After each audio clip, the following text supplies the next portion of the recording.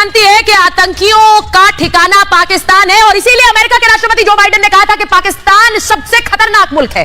पाकिस्तान को फटकार लगाई थी, पाकिस्तान को अमेरिका ने कैसे खरी खरी सुनाई थी और कहा था बाइडेन ने किस तरह हमला बोला था पाकिस्तान पर। उन्होंने कहा था पाकिस्तान दुनिया का सबसे खतरनाक देश है, most dangerous place on the planet. दुनिया के खतरनाक देशों में से एक पाकिस्तान है और पाकिस्तान के परमाणु हथियारों पर उन्होंने चिंता जाहिर की थी, क्योंकि इस देश में अगर परमाणु हथियार है वो कब किसके हाथ लग जाए कुछ पता नहीं है। पाकिस्तान में परमाणु हथियारों की निगरानी बिल्कुल नहीं है। यह जो बाइडेन का हमला था पाकिस्तान पर, आतंकियों के हाथ लग सकते हैं परमाणु बम। हालांकि बाद में व्हाइट हाउस ने इस पर सफाई जरूर दी थी क्योंकि पाकिस्तान ने इस पर हमला किया था, लेकिन सोचिए दुनिया के सबसे शक्तिशाली देश के सबसे शक्तिशाली शख्सियत ने कहा कि सबसे खतरनाक देश अगर इस दुनिया में कोई है तो वो पाकिस्तान है। और इसीलिए यह एक नॉन ट्रूथ है, यानी कि एक जग जाहिर सच है कि कैसे पाकिस्तान लगातार आतंकियों का गढ़ बना रहा है। पर आज इंटरपोल की बैठक में पाकिस्तान के अधिकारी आते हैं जहां पर प्रतिबद्धता जाहिर की जाती है कि हम आतंकवाद से लड़ाई लड़ेंगे। वहां किस मुंह से ये लड़ाई की बात कर रहे हैं?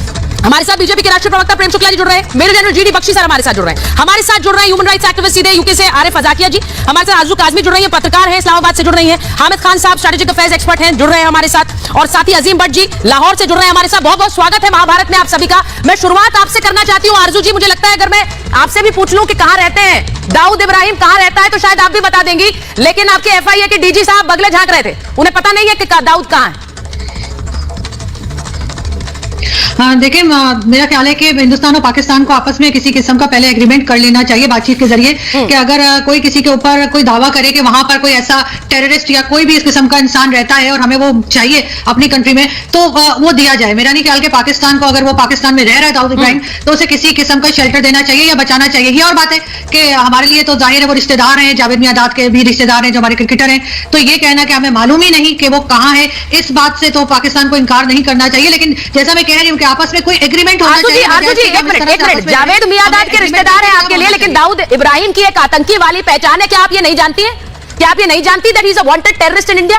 क्या आप ये नहीं जानती है कि इंटरपोल भी उसे ढूंढ रहा है? क्या आप ये नहीं जानती? जानती हूँ। जानती है?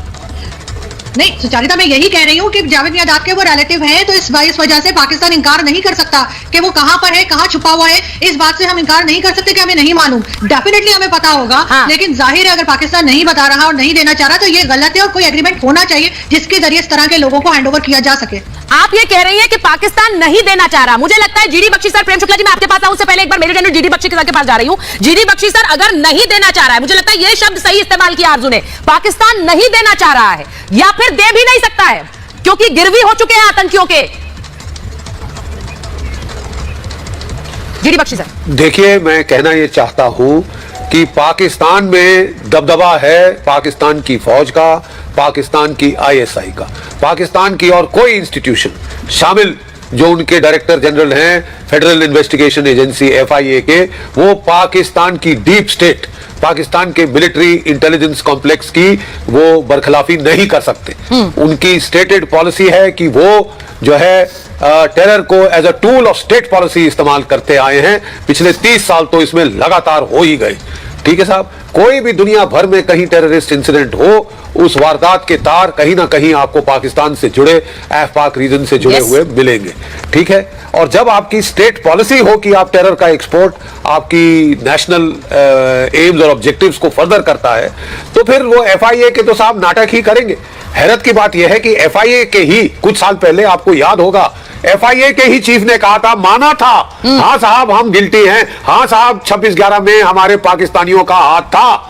लेकिन ये जो नए जो FIA के जो DG साहब इस कॉन्फ्रेंस में आए हुए हैं, इन्होंने तो उसका उत्तर देने से ही इनकार कर दिया, दाएं बाएं बगले झाके, पीठ मोड़ ली और मुंह पे उंगली डालकर चुप्पी का इशारा कर दिया। फैक्ट ये है कि साहब ऐसे मामले में चुप्पी जुर्म का जो है इजहार है। 50% silence in such a matter is 50% admission of guilt. Guilt तो है साहब, पूरी दुनिया जानती है। मैं हामिद खान साहब के पास जाना चाह रही हूं। एक्शन टास्क फोर्स क्या कर रहा है? जीडी बख्शी सर, आपने बिल्कुल सही बात कही कि खुद इनके FIA के अधिकारी कहते हैं कि दाऊद इब्राहिम यहां पर है। आज इंटरपोल की बैठक के लिए पहुंचे थे हामिद साहब, आपके DG मोहसिन भट्ट इस इंटरपोल की बैठक में जिसमें वांटेड है दाऊद इब्राहिम, और वहां पर आतंकवाद की लड़ाई की बात किस मुंह से करते हैं जब आतंकवादियों को खुद घर में रखा हुआ है? उस पर चुप हो गए, कुछ बोला नहीं। जरा तस्वीरें दिखाते रहिए जब हामिद खान जी बोल रहे हैं। जी देखिए, बात यह है कि दो चीजें आप समझ लें। एक तो ये कि बहुत सारे बातें आप करते तो रहे, आप कोई प्रूफ तो देते कि कहां हैं। अगर वो खामोश रहे हैं तो शायद उसमें उन्होंने आपके रिपोर्टर की कोई इज्जत रख ली कि वो कोई उल्टा सीधा जवाब नहीं दिया। दूसरी बात यह है कि अगर हमारा या इंडिया का कोई एग्रीमेंट हो या अगर कोई इंटरपोल के पास कोई प्रूफ हो तो वो दे। आप हवाई बातें करके हवाई बातों के ऊपर सारे किले खड़े कर लेते हैं। ऐसे आप कैसे कर लेते हैं? देखिए, दाऊद इब्राहिम कभी दुबई में होते हैं, एक सेकंड, सही सच में आप मोहसिन साहब कि दाऊद इब्राहिम, मोहसिन साहब आपको लग रहा है कि जवाब दे पाते? दाऊद इब्राहिम पर क्या जवाब? ठीक है, मैं आपसे पूछती हूँ आमिर खान साहब, मैं आपसे पूछती हूँ मोहसिन भट्ट क्या जवाब देते दाऊद इब्राहिम पर? हाँ, घर के दामाद है, बिठाकर रखा है, खिला रहे बिरयानी, ये जवाब देते? क्या देते जवाब? ये जवाब क्या जवाब देते? एक मोस्ट वांटेड आतंकी को हमने अपने घर में रखा हुआ है और हम इंटरपोल की बैठक अटेंड कर रहे हैं सर, दुनिया को दिखाने के लिए कि we are so serious about terrorism. मैं आपको बताता हूं मोहसिन भट्ट ये जवाब देते हैं कि जी आपसे दाऊद इब्राहिम पूरे बंबई पे हुकूमत कर रहा है, आपसे उसका कुछ हो तो रहा नहीं। दाऊद इब्राहिम जो चाहता है वो इंडिया में कर लेता है, आपकी सारी सीबीआई और सारे सर पटकते रह जाते हैं। दाऊद इब्राहिम अगर इतना किंग है तो आपके बस की बात ही नहीं है, तो आप क्यों उसको कोशिश करते हैं? क्या कर लेता है सर? अंदर अगर इतना क्या कर लेता है तो आप क्या कर लेता है? आपकी तो एक सेकंड सर, आपने उसे सर पर बिठाकर क्यों रखा है, जरा मुझे ये बता दीजिए।